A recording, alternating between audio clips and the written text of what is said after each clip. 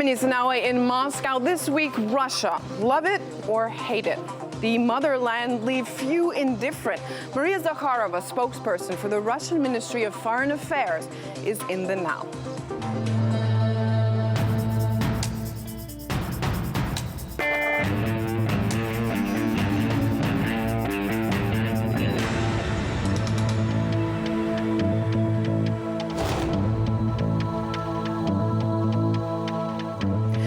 Now today, Maria Zakharova, the spokesperson for Russia's Foreign Affairs Ministry, is with us. Thanks so much for coming in.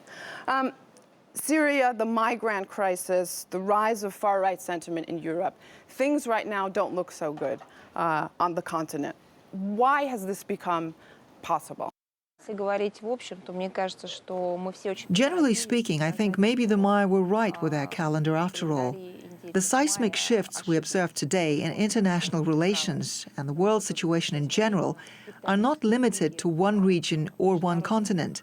It is a global change, a redistribution of forces, a shift in the balance of power worldwide.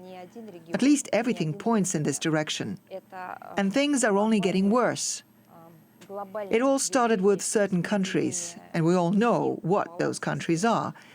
We can openly name those countries now. It all started when they decided to revise the fundamental principles of international relations and interaction between nations. They sought to downplay and completely destroy such principles as mutual respect between nations, territorial integrity, and respect of other countries' sovereignty, non-interference in other countries' affairs. These are the fundamental principles enshrined in the UN Charter, which used to guarantee the peaceful coexistence of nations, and they are in jeopardy today. So the things happening today, like the situation with migrants, or to call a spade, refugees, we're basically witnessing an exodus from the Middle East. The situation in the Middle East and the upsurge in terrorism, these are all harbingers of things to come, showing us that without a proper system of international law, this is what the world may eventually come to. Of course, I don't mean to sound ominous, but, like I said, these are just the early signs of things to come. The U.S. is very open about Russia being one of the major threats to it in the world. Just take a listen to this. Standing up to Russian aggression. Russia presents the greatest threat to our national security. Considered Russia the #1 threat to the United States. So the U.S. doesn't hide that it believes Russia is an enemy. Maybe some diplomats slightly. No, this is not the way it is. You're saying the U.S. makes no secret of the fact that Russia is the biggest threat, and so on and so forth. I strongly disagree with this. To make no secret of something means you honestly believe this. You have all the facts, and eventually you start telling the world the truth. Our situation is totally different. They certainly know that we pose no threat. They certainly have no facts to show that we pose some kind of threat. They just want to create an impression that they perceive Russia as a threat. This is something totally different. If the United States had at least some facts, if they had at least something, they would have presented it to the world a long time ago. But they have no facts. They have nothing that would look at least remotely like facts. All we've seen so far is a typical propaganda campaign, which makes use of all the tools available to them. Government agencies, prominent newsmakers, major media organizations. They all form a kind of a holding company, a propaganda conglomerate. In fact, they went further. A local campaign is not enough for them. They want to go global. This is why they do the things they do, say the things they say. They use international media as an orchestra, where every media organization, even a small one, has a role to play. The BBC makes films about Russia launching a nuclear attack against Baltic nations. The Litvinenko case resurfaces in the UK, almost implicating the Russian leadership in this poisoning. From time to time, reports blaming Russia for the MH17 crash appear in the media, and so on and so forth. So it's a lot of words, a lot of rhetoric is what you're saying. I want to have you listen to this, because I think some would argue that it is just words, and a lot of the fault is in the media. I'm a huge media critic myself, but listen to some of what some of the words of the Russian media, what they have to say about the U.S. Через 4 года США смогут безнаказанно нанести ядерный удар по России. Да и Россия – единственная страна в мире, которая реально способна превратить США в радиоактивный пепел. Вы можете мне рассказывать, что Соединенные Штаты и НАТО в целом – это миротворец. А для меня это новый Третий Рейх. Isn't this rhetoric and words as well? And is it a way to answer propaganda of CNN and BBC? I would agree with you if you could show me a single statement by the Russian Foreign Ministry that contains a billionth part of the rhetoric we hear from the State Department and the White House. We're talking about the media here, though, because you brought up propaganda and the BBC. You know, propaganda always involves both the government and the media. Okay, so where is Kisilyov and some of the propaganda and the very strong statements we're hearing in the Russian media coming from, if it's not a tone they're taking from the government? First of all, you have to ask Kisilyov about this. He doesn't take orders from me when making his show. In fact, we understand the concerns of our counterparts in the US and other countries who sent official requests to us, asking us to influence Kisilyov and others. We tell them that we have a free media and we don't share their extreme views. We always stress this in our media events. But there's nothing we can do if some people in Russia listen to Mr. Breedlove or Mr. McCain or other US government officials, and the things they say evoke such a belligerent response in some of the Russian people. This is their reaction to the things they hear. You may remember that there was a period 10 or 15 or perhaps even close to 20 years during which we would listen to everything the West had to say with our eyes and ears wide open, and we did our best to cooperate with our Western partners. In fact, we're still trying to cooperate with them. But when Mr. McCain starts talking about Russia the way he does, and Western media outlets make films about Russia launching nuclear strikes against Europe, and NATO officials like Stoltenberg or his predecessor announce that they are going to boost their defense spending to contain Russia, what kind of reaction do you expect from some of the people of Russia? Unfortunately, this comes as a response to the things we hear from the West. You suggested that there's no kind of evidence or proof that you could directly affect the media and what they do, their tone. Are you suggesting that there is this kind of connection between the State Department and the media we see on CNN and BBC? Is there a direct, so to say, push from the government in the U.S. media? We know that the media tends to focus on what you might call bad news. Few journalists are interested in covering only positive news. The media is mostly interested in terrorist attacks and humanitarian disasters. And there's nothing wrong with that, because that's where people are suffering, and that's what the media should focus on. But sometimes the media employs double standards. Sometimes, for example, the media sees the humanitarian crisis in Aleppo, but ignores the humanitarian crisis in southeastern Ukraine. This can only mean one of two things. Either you are incompetent as a journalist, or there's someone behind you pulling the strings. There's no other option. Can we easily say the same thing about Russian journalists? Let me finish. I'm well familiar with the professional level of U.S. journalists. I've worked with them in New York and in Moscow, and I can't imagine that they can be so incompetent. It's just impossible not to notice the things they ignore. So you're saying they're consciously deciding not to tell, let's say, both sides in Ukraine? As far as Ukraine is concerned, I can offer you an example. You asked, what about the Russian media? I can tell you that Russian media outlets work both in Kiev and in southeastern Ukraine. The only problem is they're not allowed to work in Kiev.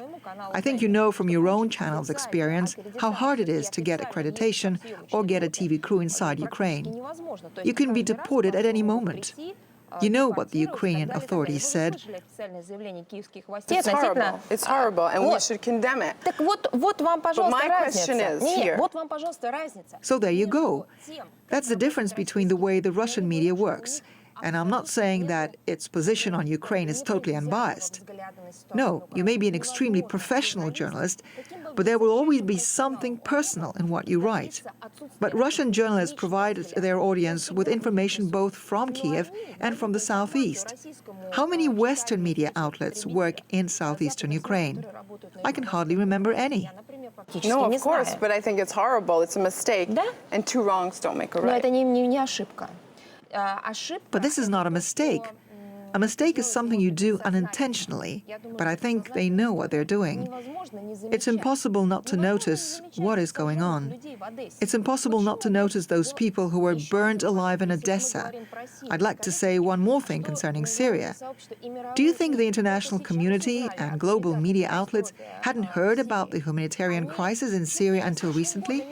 Do you think that for 4.5 years they didn't realize that Syrian children were suffering because of the internal conflict and war that is raging there? They didn't say a word about it. Instead, they've been shipping arms, sending money, and financing the so-called moderate opposition, which was supposed to topple Assad. Nobody ever thought about the children. I believe that a Syrian boy or girl in 2014 is no different from a Syrian boy or girl in 2015. They are the same children. The only difference is that back then, the media didn't care to talk about them. And now they do.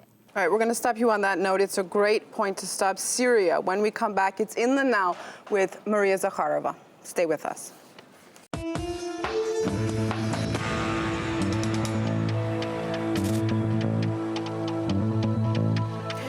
Now, welcome back. Today we have Maria Zakharova. She is the face, I think it's fair to say, of Russia's Ministry of Foreign Affairs. We've been speaking about Syria. This, of course, a very pressing issue for Russia, very much so at the moment. Just a couple of weeks ago, you suggested that it could be suitable to prop up armed opposition against ISIS, which, of course, Russia is doing, but that the U.S. should not do the same because their purpose is different. Could you expand on that for us? The problem is that for about 2 years now, the Americans who led the coalition have been saying that they're fighting terrorists. Yet they continued to support certain groups within the Syrian opposition that they considered moderates. During the whole time, we, not just Russia, but the whole world, couldn't understand their strategy. The coalition's plans and objectives kept changing, making it impossible for us to understand their strategy. The number of terrorists kept growing, as did their supply of arms and money. All these factors led us to ask a question. What exactly are you doing in the region if all your stated objectives have not been met and all your actions have in fact had an opposite effect? So it's difficult to understand the U.S. strategy there, unless we admit that their intention is to destabilize the region as a whole. There are no other logical explanations. This idea of good armed opposition, bad armed opposition. I mean, many Russian officials, including Sergei Lavrov, have said, if it looks like a terrorist and it walks like a terrorist, it is a terrorist. Basically, it's hard to tell on the ground, and facts would show. So why and how can Russia now tell who's the good armed opposition? First of all, the UN Security Council has its own list of terrorist groups. That is what we have in theory. But there's also a reality. We have the UN Security Council list of terrorist organizations, but there might be a person on the ground who doesn't have a permanent affiliation. Today, he's part of ISIL. Tomorrow, he will be a member of Jabhat al-Nusra. And then he will become disillusioned with both and establish his own group, and might later be joined by another 1,000 people. Or he himself may join some other group consisting of 1,000 members. That's why for many months now, and specifically starting in September 2015, Russia has been trying to get the same message across. Russian military, the US, the coalition and its members, as well as any other countries willing to work together, should sit down, identify terrorist groups, and join efforts in the fight against them. It has to be just military people who have the necessary information and expertise who actually run the operations. Diplomats and politicians create a certain context, but it is up to the military to actually fight against terrorists, if that in fact is the objective. Why was Russia against arming or helping any of the opposition for so many years, and what changed? We've been saying all along that we cannot support the opposition that fights against the regime, however good or bad this regime may be. It's just fundamentally wrong. We can only supply arms to the official government. International law clearly states that. Right, but now Russia is bombing to support some of the rebel groups against ISIS, yes? You say that we changed our position on this and now support some opposition groups. We support the groups that fight against terrorists, not the regime. And we have official consent from Damascus to do so. Do you understand the difference? I think that a lot of people don't understand this complex situation. They hear just one thing: Russia is bombing. Russia-Syria bombings. They don't understand that we stopped it when the terrorist threat began to spread beyond Syria, when it stopped being an internal Syrian issue or even a regional issue and became an international problem. That's when we got involved, saying that we would only be working in coordination with Damascus and upon its request. Second, we were not going to side with Damascus or the opposition, as our goal was to fight against international terrorism. Third, we said that we were open to any information exchange with any interested parties. We set up coordination centers, information coordination, whatever you prefer, in Iraq and Jordan, so that our international colleagues could feel free to exchange information. We did all that. How can you say that Russia has not chosen a side in this conflict when they're clearly backing Assad and his army? We're not taking sides in the internal conflict in Syria, Damascus versus the opposition. We're not taking sides. It's their business. It is unfortunate that people go to a point where they felt that they had no more political means left and resorted to using weapons. But we don't consider them terrorists, even when we're talking about armed opposition. They are terrorists with specific terrorist goals. We target those groups. This idea of labeling terrorists, can it be dangerous in the fact that the United States will label terrorists as it sees it according to its national interests, and Russia, to protect its national interests, will do the same? Technically, this is a possibility, but we have no time for political games. Terrorists are already among us. They're in Paris. They are in the United States. They are on Sinai. They are already everywhere. Of course, we could continue competing with each other, trying to figure out who's the coolest. I guess it is important for America.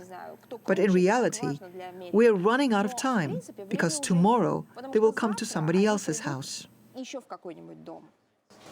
Let's listen to what you were talking about, how to many global citizens, the war in Syria, it's not clear. It's about Russia bombing and this person bombing, and they don't really know the details. This is what viewers of mainstream media are hearing about Russia and its bombing campaign. Take a listen.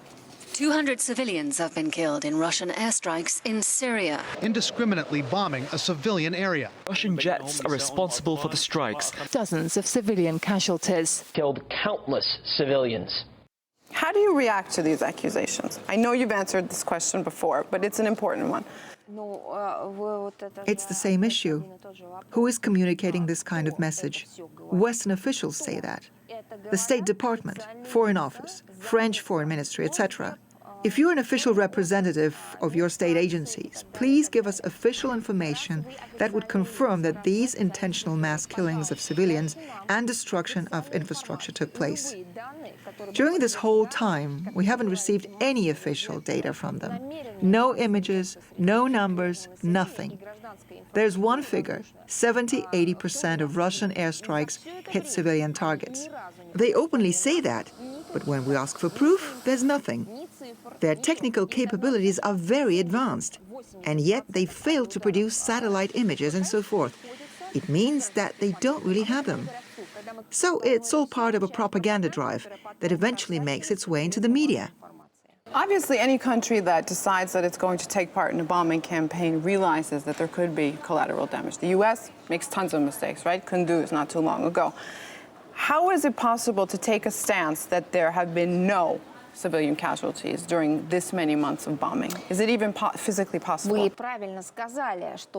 You're right. It's impossible to avoid collateral damage. It is a military operation, after all. Secondly, yes, there were civilian casualties because of U.S. involvement in the conflict, and also in the previous ones. And there was proof right away. Photos, statements from eyewitnesses and victims, There were specific numbers. But there's nothing of the sort in our situation. This reminds me of the reports about Russian tanks being deployed to Ukraine. They all talked about those tanks, failing to provide any picture, eyewitness accounts. I mean, credible reports, not official statements from the Kyiv authorities, who are ready to say anything, trying to end up on the right side of history. I'm talking about real facts, and nobody has that. Let me give you an example. There was one incident not so long ago when our Western colleagues said that they now have proof of our wrongdoing in Syria. So they brought a photograph to an expert meeting. And when a Russian diplomat asked to have a closer look, they refused to let the picture out of their hands. Have you ever seen anything like that?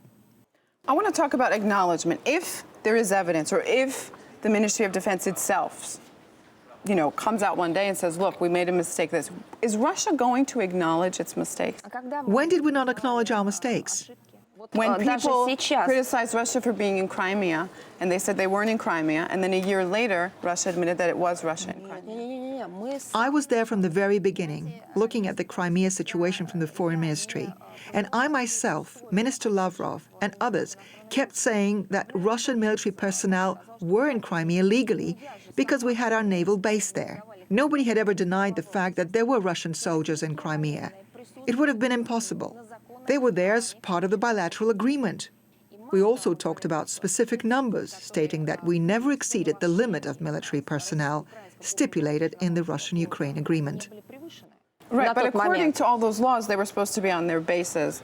And obviously we had evidence of the so-called little green men across Crimea. I don't want to get too involved in Ukraine because we've spoken so much about Syria, and I want to have one last quick question about Turkey. Turkey and its murky dealings with ISIS. There are few people who would argue with some of the evidence we've seen from Russia. Why did Russia wait so long to show that Turkey had these ties? On the one hand, that might have been our mistake. Maybe we should have brought it up from day one.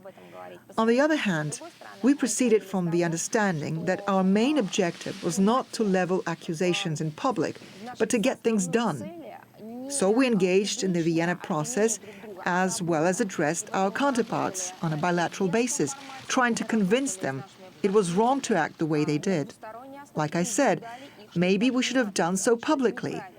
But our reasoning was that we shouldn't generate additional tension, but rather seek to resolve the issue in question. As for Turkey's current actions at the Syrian border, they're certainly way out of line. We persistently called for the sealing of the border between Turkey and Syria at the UN Security Council. I apologize if my choice of language seems a bit blunt for a diplomat, but what's going on there is absolutely outrageous. At the time when the ISSG has just adopted its statement in Munich, and all the stakeholders have agreed on moving towards a cessation of hostilities, Turkey is shelling in residential areas over the border, sending in fighters, material and money, simply because it can't get over the fact that these areas are being liberated from the extremists that Turkey has spent so much time aiding and abetting. Okay, let's end on a lighter note. Tell us something that you think people in the West, so to say, don't know about you. They see you as the face of the foreign ministry. What is the most surprising thing about Maria Zakharova? I don't really want to talk about myself. You can find out about me in social media, complete with photos, so anyone can see for themselves and draw their own conclusions. I can tell you this. There's a Soviet-era song that I believe to be more relevant today than ever before. It's titled, "Do the Russians Want War?"